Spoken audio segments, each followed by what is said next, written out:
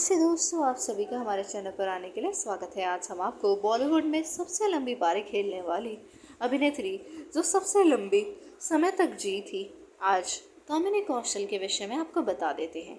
ये बेहद खूबसूरत अदाकारा थी अपने समय की, और साथ ही साथ ये दिलीप कुमार का पहला प्यार थी, और इन्होंने उन्हीं के लिए अपने प्यार को भी समर्पित कर दिया था। वो कैसे, ये आप स्टोरी के अंत तक जान जाएंगे। उनकी जीवन कथा शायद उनकी फिल्मों से भी कहीं ज़्यादा नाटकीय हो सकती है। 10 साल की उम्र में अपना खुद का कठपुतली थिएटर बनाने वाली युवा कामिनी कौशल खुद ही नियति के हाथों की कठपुतली बन गई। वह मुश्किल से 20 साल की थी और स्टारडम की दहलीज पर थी, तभी उनकी बहन का निधन हो गया और उन्हें अपने जीजा से शादी करने के लिए कहा गया। युवा कामिनी ने अपनी शोकाकुल भतीजियों की जिम्मेदारी ली और इस तरह अपने परिवार की भलाई के लिए अपने सपनों को भी दबा लिया।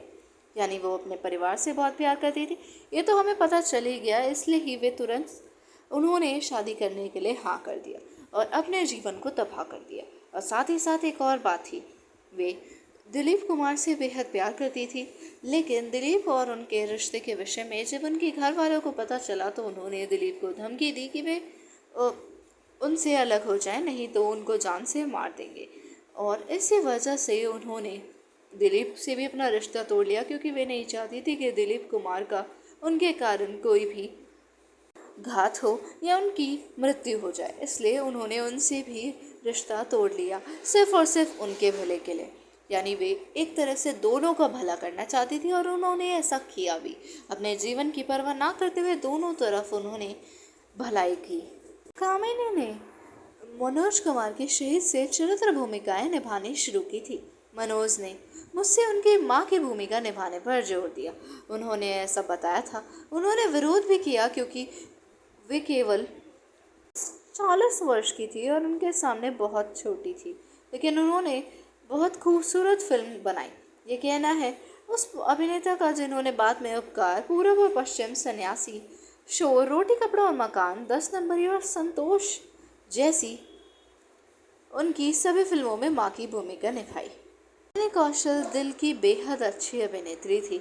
वे सभी से प्यार करती थी और हर किसी पर जान लुटाने को तैयार रहती थी। उनका जन्म 24 फरवरी 1927 को हुआ था। उन्हें नीचा नगर जैसी फिल्मों में उनकी भूमिकाओं के लिए जाना जाता है, जिसमें 1946 में कान फिल्म समारोह में पाल्मे डियोर जीता और बिराज बहू, जिसने उन्हें 1956 में सर्वश्रेष्ठ अभिनेत्री का फिल्मफेयर पुरस्कार भी दिलवाया था।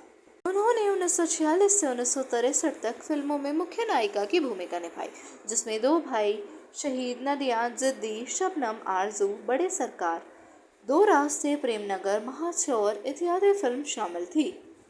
कामिनी कौशल का जन्म लाहौर में हुआ था। वह 2 भाइयों और 3 बहनों में सबसे छोटी थी।